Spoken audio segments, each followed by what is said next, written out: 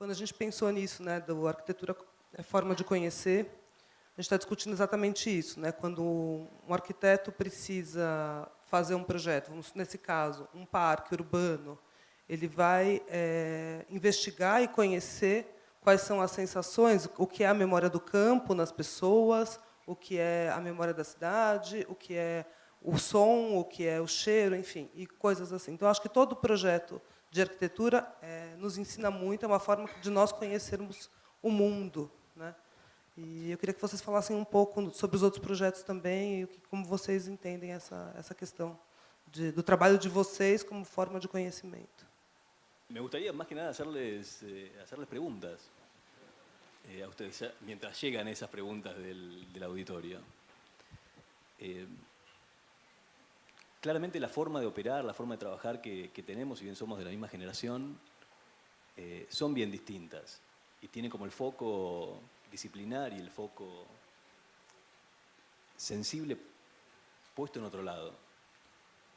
Me autopreguntaría a mí, también le pregunto a ustedes, ¿por qué piensan que eso ocurre? Si simplemente es el ordenamiento que sucede en el mundo que hace que mismas generaciones dentro de América Latina estemos trabajando de maneras tan precisamente distintas, o cómo lo explicarían.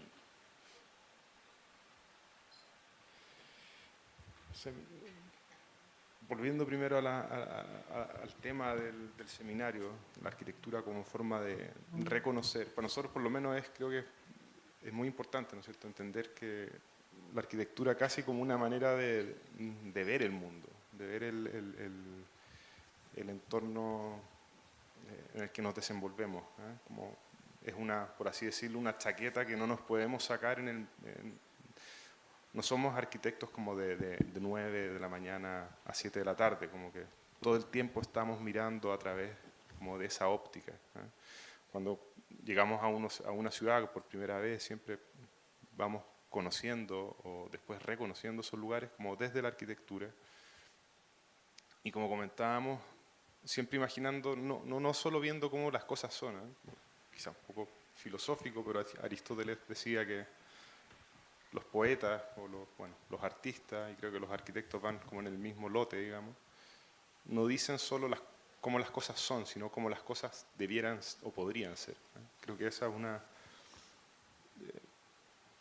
que desde la misma producción arquitectónica uno comenta siempre sobre eso, o sea, con los croquis o los mismos concursos, ¿no es cierto?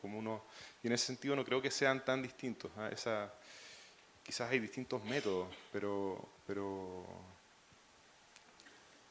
creo que como generación estamos viendo, en cierta manera, no sé si de una manera nítida o no, pero nos estamos esforzando al menos en poder imaginar las cosas de otra manera.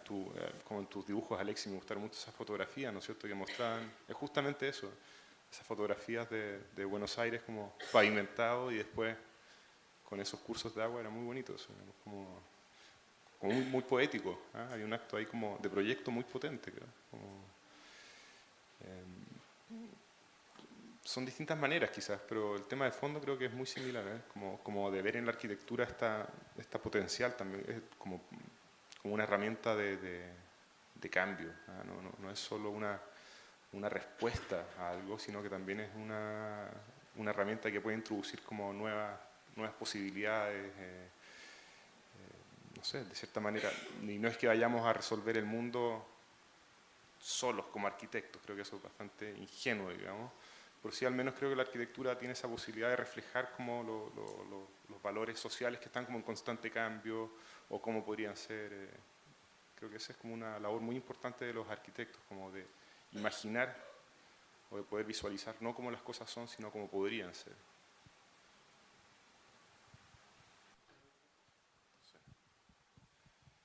Es que yo voy a un poco recalcar lo mismo, pero sí, yo estoy de acuerdo. O sea, esta idea como de soñar, ¿cierto? Soñar la ciudad, soñar con esos espacios públicos, con esa ocupación. La verdad que ayer nosotros quedamos impresionados realmente, como calados con la ocupación de la Avenida Paulista, por ejemplo. Espacios públicos que no existen a diario, pero en el minuto que uno los proporciona, son llenos de vida. Un poco también, bueno, lo que nos pasó también con la municipalidad de Nancagua.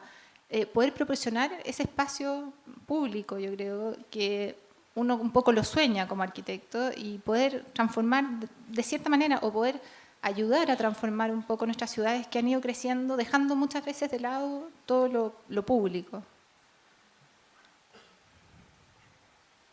Yo quisiera, como decías tú al principio, que la gente hable. Yo creo que estemos aquí como fin interesante es que haya un diálogo. Y ya nos oyeron hablar durante 2 horas, qué aburrido seguir en el monólogo. Entonces no sé si hay alguien que le interese, si no preguntar, dialogar. Como difundir o pensamento crítico da arquitetura, já que grande parte da cidade é feita por autoconstrução? Bueno, en México hay una gran discusión en mi generación porque no hay un discurso crítico, no fuimos educados y el tiempo y la economía quizás no nos ha permitido tener el tiempo de formar un criterio crítico. Hemos sido más reaccionarios al quehacer y para mí hay una idea muy clara que era como el resumen de Tarkovsky ante su obra y era imaginar que más allá de un discurso, él, y me reflejo en él, tenía un discurso o una manera de trabajar creada en su quehacer. Después de varios años de hacer películas, encontró un camino con el cual podía dialogar con la política, con la economía, con los cineastas, con el auditorio. Y esa manera de hacer cine, después, repito, de muchos años se convierte en un discurso, pero no es realmente un discurso, es un quehacer reaccionario a una serie de situaciones. Y aunque hay 3 formas muy distintas de trabajar, sí hay una misma idea como de imaginar o de reaccionar de una forma común, porque las economías de estos 3 países y Brasil son iguales, ¿no? Al final del día nuestra situación es muy similar.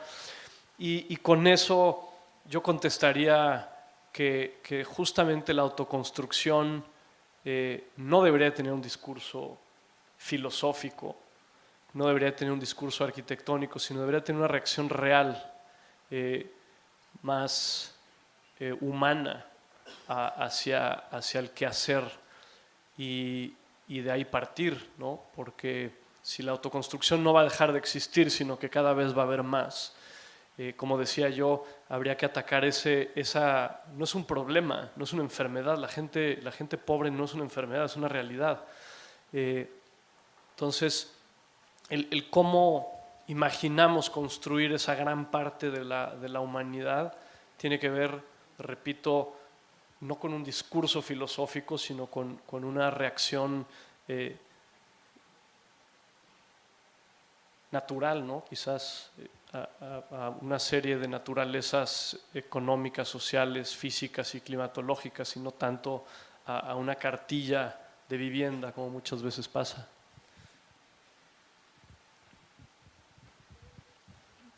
Mira, yo creo que yo creo que la autoconstrucción es imposible detenerla, digamos, y imposible que también para nosotros como arquitectos poder planificar, o sea, podemos planificar, sí, la ciudad, pero que se haga como nosotros lo planificamos también es muy difícil. Entonces yo creo que simplemente nosotros también trabajamos harto este tema, quizás en el estudio, entendiendo la ciudad como lugares, digamos, como también nosotros llamamos como puntos, digamos, de atmósferas que finalmente van creando un archipiélago, digamos, de puntos memorables dentro de la ciudad. Creo que finalmente podemos armar un panorama total que pueda ser digno y perfecto para nuestras ciudades que crecen a una velocidad que es casi desmesurada muchas veces. Entonces, no olvidar que podemos generar un archipiélago de lugares, digamos, que finalmente es lo que hacen estas ciudades únicas, como Sao Paulo también, que para mí, la verdad, que creo que es una ciudad bastante única, llena de lugares, digamos, atmósferas que uno reconoce que finalmente van armando un panorama total donde esta mixtura de autoconstrucción o construcciones que no están tan bien como otras, no importa, es parte de esta ciudad o de este siglo, digamos, en el que estamos viviendo. Yo pensaba, es posible que esté embebido profundamente en la problemática de la ciudad en donde trabajamos y vivimos nosotros, que es Buenos Aires. Pero en relación a esto que hablaban, pensaba en un caso paradigmático que Solano conoce, que es la Villa 31, que me da pie para contarles por qué por ahí estoy como sometido a esta especie de alerta y decepción en el sentido de los procesos políticos que nos ponen en juego como arquitectos. La Villa 31, que es como una favela, que no está en un morro, sino que está en un terreno plano, en uno de los sectores más caros de la ciudad, hoy está bajo una discusión que es de apariencia disciplinar y política optimista, en el sentido que hay un montón de proyectos que se están haciendo. Y en la superficie de esos proyectos pareciera que la primer forma en que la arquitectura como disciplina puede ponerse a trabajar con estos elementos se conjuga en un momento que es luminoso en relación a un sentido histórico pasado. Ahora, una de las cosas que posibilita esta operación disciplinar en el caso de la Villa 31 en Buenos Aires es la discusión sobre la propiedad y el uso del suelo. Por primera vez se están dando, y vos por ahí, Solano, conocés mejor el caso, porque yo lo conozco tangencialmente, está en proceso otorgarles escrituras, o sea, propiedad a quienes han construido y vivido en ese barrio de la ciudad. Y pareciera que en el corte disciplinar es como un momento optimista. Es bueno, la escrituración en el sentido de que cada uno sea dueño de la tierra sobre la que construyó, en la que vivió, es la que permite como una apertura de las operatorias de proyecto mucho más consensuada. Y esa es la primera lectura. Ahora, la lectura que hay de fondo tiene que ver con que la escrituración de esa tierra la pone inmediatamente en manos del mercado. Y lo que se está discutiendo, por lo menos estamos tratando de discutir ahora, es que este primer acto que parece como positivo, en realidad tiene un plan a muy largo plazo, que en el sentido de las corporaciones, el largo plazo pueden ser 40 años, que hacen que posiblemente deriven en que este primer acto fundacional optimista termine en una historia futura, en estos 40 años, por poner una década posibles, en que esa conglomeración urbana y humana deje simplemente de existir a través de la incorporación en el mercado de estas tierras. Entonces, así como esta que les cuento, hay como una serie, un catálogo de operaciones que tienen el cinismo de parecer optimistas al comienzo, pero que tienen un plan que terminan poniendo a nuestra disciplina de arquitectura en una forma de operación un poco estúpida. Yo creo que es entiendo más que ahora este momento coyuntural, y más que nada en Buenos Aires porque la conozco mucho más que las otras ciudades, que hay que, por sobre todo, poder discutir el alerta en el que vamos a estar. Porque hoy hablamos del curso, ¿no? Esta forma automática, esta pulsión operatoria en donde, bueno, hay un problema que involucra la arquitectura y el arquitecto, bueno, opera y hace porque es su naturaleza hacer. Creo que en estos lugares, especialmente en estos lugares de emergencia, la disciplina necesita como frenar la pelota un segundo y pensar de una manera que casi como mirando la disciplina desde afuera. No sé si lo podemos hacer solos. No, por ahí necesitamos ayuda para poder hacerlo. Estoy seguro que solos no podemos, digamos. No. O sea, como arquitectos no, yo creo que es un problema que nos queda grande completamente. No sé, personalmente creo que sí, como decía, creo que podemos, no sé, generar quizás unas semillas de cambio, ¿no es cierto? Proyectos que pueden operar de una manera que reflejen esa condición o que la pongan en evidencia, digamos. Pero finalmente los poderes políticos, económicos, creo que son mucho más fuertes que la misma labor del arquitecto, a no ser que logremos como gremio instalar en esas posiciones arquitectos, digamos. O sea, quizás yo soy un poco más pesimista en ese sentido, como en nuestro alcance que tenemos como arquitectos, ¿eh? Y no digo que tengamos un papel como pequeño en la sociedad, sino que creo que solos no podemos. Creo que es muy importante saber que tenemos que operar en conjunto con políticos o con económicos, pero solos como arquitectos creo que no vamos a lograr generar un cambio sustantivo. Como decía Paulo el otro día en la charla, urgente, necesario, arquitectos, senadores, yo creo en toda Latinoamérica, porque en Chile muchos, por favor. Mais uma outra pergunta aqui, que creio que é para... pode ser para o Loreto. Que o estudante gostaria de saber mais sobre o projeto de habitação construído sobre a estação do metrô. Aquele projeto. Se foi uma questão de falta de espaço, primeira pergunta. E depois, qual a tipologia construtiva? Acho que sistema construtivo. Porque era un metro. Sí, como mostramos ahí la estación de metro, o sea, el metro mismo, el tren, pasa 7 niveles bajo tierra.